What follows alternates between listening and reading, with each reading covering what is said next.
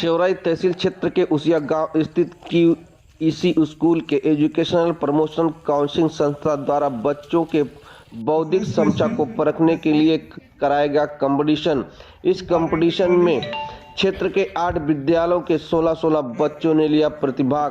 ठीक है, options Shahjahan, Qutubuddin Aibak, Firoz Shah Tughlaq, Jahangir. Time starts now. किस रूलर ने दीवान खैरात इस्टेब्लिश किया था? Firoz Shah Tughlaq. That's the right answer, Firoz Shah Tughlaq. Question number 1. The prophet was swallowed by fish. The prophet who was swallowed by fish was Yunus alayhi salam, Yusuf alayhi salam, Hud alayhi salam, and Saleh alayhi salam. Time starts now. Option A. Yeah, that's the right answer. Yunus alayhi salam. Battle against British India was fought by the first battle against British in India. The first battle against British in India was fought by, पहला battle जो ब्रिटिशों के साथ India में वो है टीपू सुल्तान, निजाम of Hyderabad, Mir Qasim, Siraj-ud-Daulah. इनमें से किसने ब्रिटिश इंडिया में ब्रिटिश के साथ वॉर किया था, बैटल किया था? Mir Qasim. No, that's the wrong answer. 615 AD, 615 BD, I'll repeat again. 615 AD, 616 AD, 617 AD, and 619 AD. Time starts now. हजरत उमर ने इस्लाम कब कबूल किया था? 615 AD, 616 AD, 617 AD, and 619 AD. 617.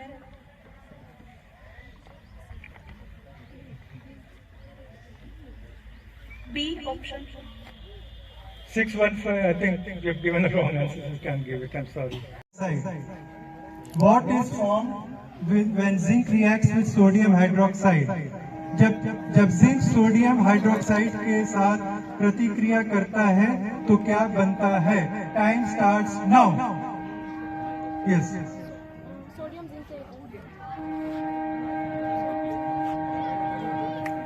What is formed when? Okay. Yeah. No, there is no option. What is formed when zinc reacts with sodium hydroxide? आपके पास 10 second और बचा है.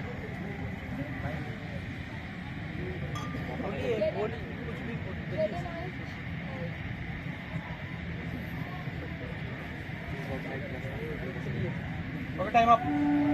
Lot of educational information on YouTube and other educational sites. आप वो कर सकते हैं. और एक चीज मैं यहाँ के से गुजारिश करूंगा, चाहे वो इकरा हो चाहे या नोबेल हो, कोई यहाँ जितने स्कूल्स हैं, इतनी अच्छी ग्रीन फील्ड है इनके पास, तो एग्री बिजनेस एग्रीकल्चर का एक सब्जेक्ट लेकर आए ताकि वो उस पर रिसर्च कर सके, उस पर वाकई में काम कर सके. इसमें बहुत ज्यादा पोटेंशियल है. ठीक है, नेक्स्ट. और इसका रजिस्टर्ड ऑफिस जो है एजुकेशन प्रमोशन काउंसिल का दिल्ली में बेस्ड है. यहाँ पे भी एक ऑफिस है. यहाँ हम लोगों ने एक बच्चे को भी, एक स्टाफ को भी इंगेज किया हुआ है जो अभी उनका भी नए आए हैं. वो तो आगे किस तरीके से आप स्कूल्स में, आगे के स्कूल्स में या कॉलेजेस में या यूनिवर्सिटीज़ में कैसे यहाँ के बच्चे फॉर्म भर सके, इस तरीके से उसमें उसके जो टाइमली एक्शन लेके एंड देन कंपटीशन में जाएं, वो हम कंपटीशन, और इसके लिए तो हम अपनी तरफ से कोशिश कर रहे हैं कि बच्चों को गाइड किया जाए. स्कूल्स भी अपना अपना रोल कर रही हैं, तो उनको फैसिलिटेट करने के लिए, उनको इजी करने के लिए हमने यहाँ पे ऑफिस भी खोला हुआ है. की तालिबा हूँ. आज की मेरी तकरीर का उन्वान बदउनवानी और मौजूदा हिंदुस्तान है. जनाबे सद्र, दिल से निकलेगी न मर के भी वतन की उल्फत, दिल से निकलेगी न मर के भी वतन की उल्फत, मेरी मिट्टी से भी खुशबुए वफा आएगी. आज मुझे इस पुरवकार महफिल में बहुत ही जरूरी उन्वान है, और वो उन्वान ये है कि 12. The name of my school, Jangiriya Girls High School, Usia Gazipur. Thank you. Now I am going to say about healthcare in India. Why should it be free? Healthcare is an essential of human life, and its availability and affordability is can facility impact society as well-being. In India, healthcare is still a privilege, and a large population cannot afford it. Many people even fall into poverty due to heavy medical expenditures. क्या हूँ मैं, कौन हूँ मैं, बस यही सवाल करती हूँ मैं। तुम औरत हो, लाचार हो, बेचारी हो, बस यही जवाब सुनती हूँ मैं। जब बड़ी हुई तो समाज के रस्मों को जाना पहचाना, मैंने अपने सवालों का जवाब खुद नहीं पाया। मैं लाचार नहीं, मैं बेचारी नहीं, मैं अपने माता पिता का अभिमान हूँ, उनकी उम्मीदों की सांस हूँ। अस्सलाम वालेकुम। मैंने पहले ये आसमां के अखबार की है। मैं चलूं तो मेरे संग कारवां चले, मैं चलूं तो मेरे संग कारवां चले, बात गुरूर की नहीं एतबार की है। A very good morning, honorable principal sir, admin sir, respected judges, teachers and all my dear friends. I am Zainab Khatun from 9th standard. I am the great honor to get this fertile opportunity to stand in front of you and share my view on the very important topic, the role of youth in nation building. It is well known fact that the youth of any country understand what technology is through the lens of science. Technology comes in the form of tangible and intangible properties by exerting physical and mental forces to achieve something that adds value. For example, खल्क़े खुदा के राह से रोड़े हटा के देख, खल्क़े खुदा के राह से रोड़े हटा के देख, जरा गौर कर, हम इस कायनात की कैसे मुहज़्ज़ब दौर से गुजर रहे हैं, जहाँ सांस लेना और दिन की कारगुजारियां टेक्नोलॉजी के बगैर किसी हद तक दुश्वार हो गई है। तकरीबन इसने सारी दुनिया को अपनी शिकंजी में जकड़ रखा है, और ऐसा जकड़ा है कि इसके चंगुल से निजात पाना, आजाद होना ये नामुमकिन हो गया है। हमें ये ऐसा महसूस होता है कि हमारी जिंदगी का और टेक्नोलॉजी का साथ चोली दामन का साथ है। हमारा हर काम अदना हो या आला इससे होकर ही तकमील पाता है। हमारी रोज़मर्रा की जिंदगी में इसका ताल्लुकात लगाव बढ़ने की तरफ ले जाते हैं। आम हालात में तो इंसान अपने सिर्फ पर इन दोनों इशत में गमजान हो जाता है, लेकिन किसी खास हालात में कोई है जो इन्हें खैर और शर की तरफ माइल करता है। ऐसा इसीलिए होता है कि इंसान की शरीस्त किसी न किसी को तलाश करती है अपनी नफ्स की आवाज को मुतमईन करने के लिए, ताकि अब जो वो फिक्र अमल इख्तियार करेगा। हम और हमारे मुस्तकबिल और उस मुस्तकबिल को संवारने के लिए तालीम की क्या अहमियत है, तो यकीनन बहुत बड़ी अहमियत है। लेकिन सवाल यह है कि मुस्तकबिल कैसा? कादा सेल स्केल पर टाइप 0 से लेकर टाइप 7 तक का मुस्तकबिल फिलहाल मौजूद है, और हमारे तरक्की याफ्ता लोग भी आज 0.7 स्केल पर है, और अगले 100 सालों में हम टाइप 1 स्केल पर पहुंच सकेंगे।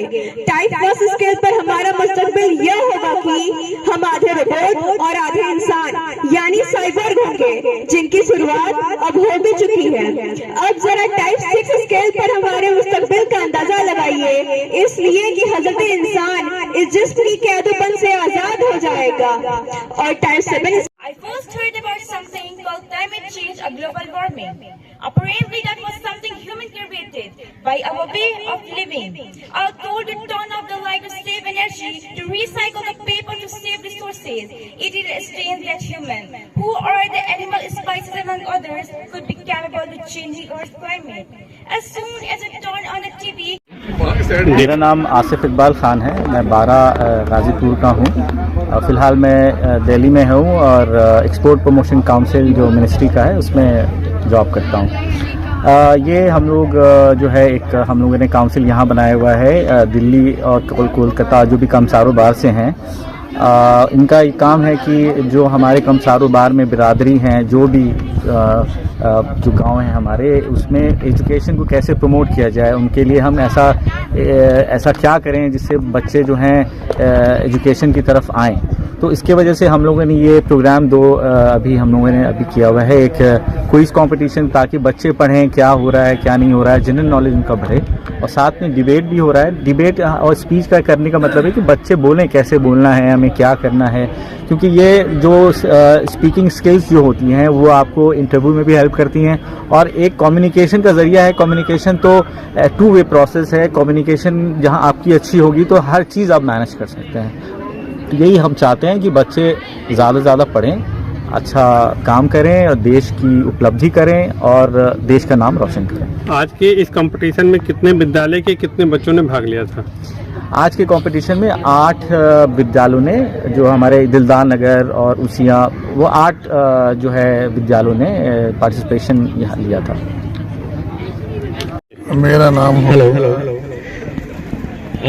TH खान।